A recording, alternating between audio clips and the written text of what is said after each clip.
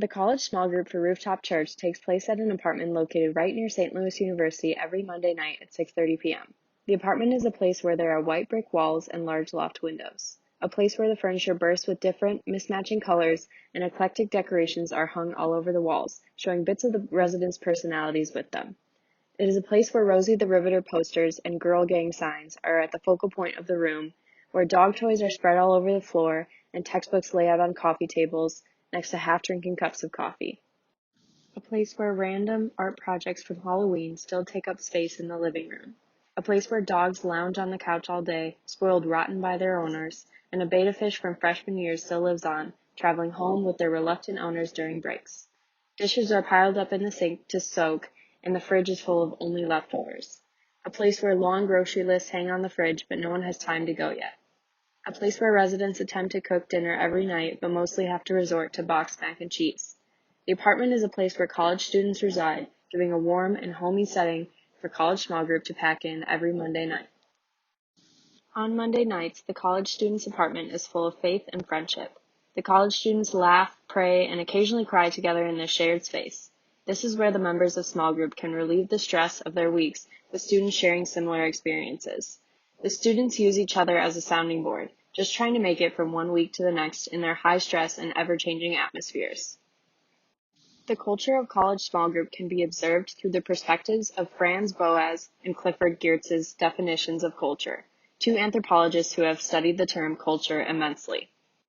In Clifford Geertz's 1973 piece, The Interpretations of Cultures, he describes the details of culture and their functions in society as a whole. According to Geertz, culture is made up of a system of inherited conceptions expressed in symbolic forms by means of which men communicate, perpetuate, and develop their knowledge about and attitudes towards life. In other words, culture is meant to provide a purpose to the world and make it more understandable. For example, in college small group, their purpose is to gather to learn more about how to incorporate faith into their daily lives.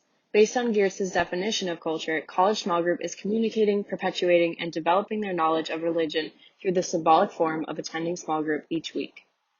College small group is a place where friends take off their coats and snack on the homemade desserts laid out on the kitchen table.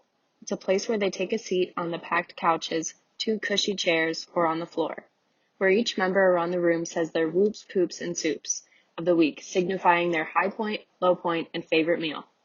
It's a place where these introductory activities end up taking 45 minutes because side conversations and stories with plenty of laughter around the room. A place with smiles, constant jokes, and all different personalities. It's a place where people talk about some really deep lows, the group offering condolences and prayers in return. It's a place of bonding, fellowship, and understanding. Overall, it's a place for a community of college students to find their faith when they need it most. In Franz Boas's 1889 piece titled On Alternating Sounds, he discusses the role of sound in cultures. His definition of culture still influences anthropologists, as it can be applied to different societies to this day. According to Boas, culture is an integrated system of symbols, ideas, and values that should be studied as a working system. In other words, culture describes certain principles of an organic whole, like the common standards and practices that a group follows. For example, in college small group, one of the original members of their group passed away a few months ago. To commemorate the loss of their friend, many of the small group members got tattoos in honor of him.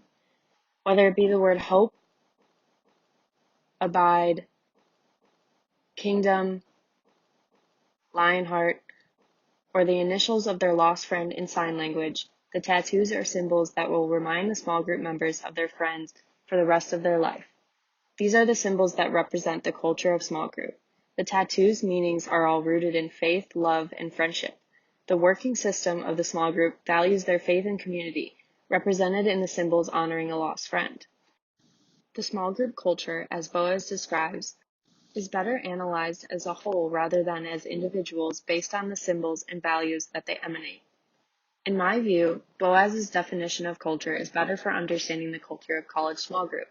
The symbols and ideologies evident from the small group represent their culture well, in comparison with Geertz's more broad example of the small group's purpose.